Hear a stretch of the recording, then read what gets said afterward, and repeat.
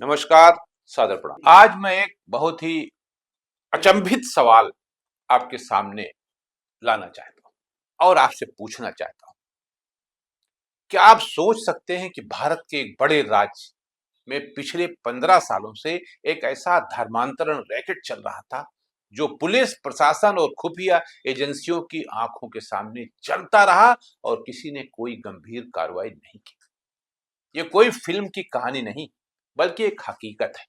लखनऊ, पुणे, औरंगाबाद और कई अन्य शहरों की अवैध धर्मांतरण के इस नेटवर्क में शामिल लोग न सिर्फ धर्म परिवर्तन करवा रहे थे, बल्कि उन्हें नौकरी, पैसा, इलाज और शादी जैसे प्रलोभनों का जाल बिछाकर फंसा रहे थे। मैं ये नहीं समझ पा रहा हूं कि इतना सब पिछले 15 वर्षों से हो रहा है।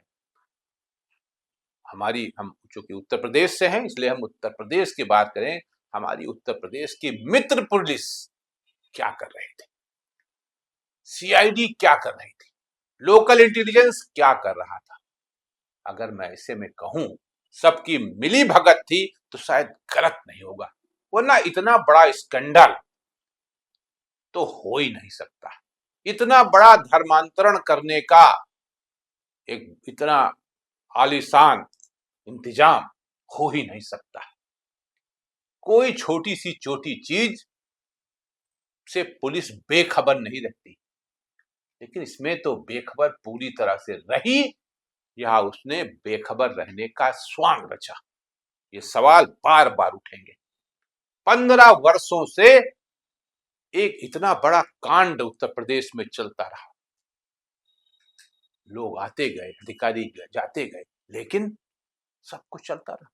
लखनऊ के एक होटल, हॉस्टल और ट्रस्टों के नाम इसमें सामने आए हैं। एटीएस और पुलिस को पता चला था कि छत्रपत और नबीउर रहमान जैसे लोग इस गिरोह का हिस्सा हैं। फिर भी न तो इनका नाम एफआईआर में दर्ज किया गया और न ही कोई सख्त कार्रवाई हुई। पुणे में 16 करोड़ की प्रॉपर्टी का सौदा हुआ, पैसे कहां से आई किसी ने नहीं पूछा। मीडिया में चर्चा आई, लेकिन कानून की किताबें अब भी बंद पड़ी। सवाल यह है कि जब धर्मांतरण के इस नेटवर्क में एटीएस तक की जानकारी शामिल थी, तो क्या पुलिस की चुप्पी एक संयोग है या एक साजिश? और ये मामला सिर्फ लखनऊ तक ही सीमित नहीं। फर्रुखाबाद में एक आरोपी ने हिंदू युवती से दोस्ती की, फिर उससे जबरन निकाह किया और धर्म परिवर्तन कराया। उसे मेट्रो स्टेशन पर नौकरी तक दिलवाई ताकि वो आर्थिक रूप से उस पर निर्भर हो जाए। ये सोच समझकर रची गई साजिश थी। ये साजिश कोई एक नहीं है, दर्जनों है, सैकड़ों है, और तमाम इसमें किरदार हैं, अलग अलग तरह के लोग।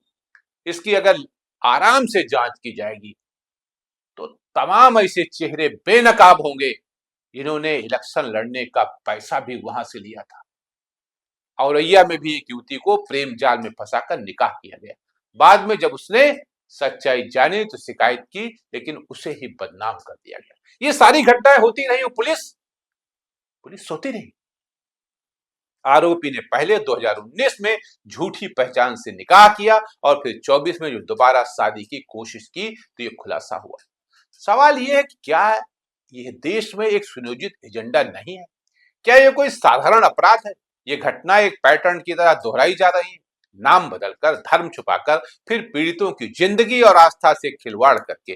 और सबसे चिंताजनक बात, जब भी इन मामलों में पुलिस का रुख देखिए, वो या तो देर से जागती है या फिर आंखें मूंद कर बैठ जाती है। एटीएस की टीम ने महाराष्ट्र से जांच शुरू की, लेकिन यूपी में अब भी सन्नाटा है, जबरदस्त सन्नाटा है।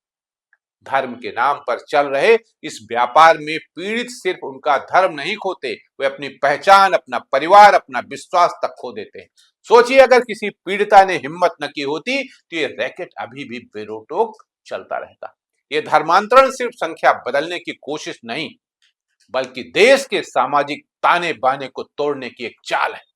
अब सवाल सिर्फ आरोपियों से नहीं, बल्कि सिस्टम से भी होना चाहिए। पुलिस एजेंसियां, प्रशासन, खुफिया तंत्र, सबने इतने सालों तक आंखें मूंदे क्यों रखी? क्यों नहीं उस जगह? पैसा या तो पा रहे थे, कहीं ना कहीं तो ऑब्लिगेशन था ही ना। अगर कार्रवाई समय पर होती तो कितने परिवार बच सकते थे। आज जरूरत इस मामले को सिर्फ खबर न समझा जाए, बल्कि एक चेतावनी की तरह लिया जाए, क्योंकि अगर सवाल नहीं पूछे गए तो जवाब कभी नहीं मिलेंगे। ये सिर्फ अपराध नहीं, आस्था पर हमला है और हम सब इसकी कीमत चुकाएंगे। चुप रहकर तो सबसे ज्यादा चुकाएंगे। आज के लिए इतना ही। नमस्कार।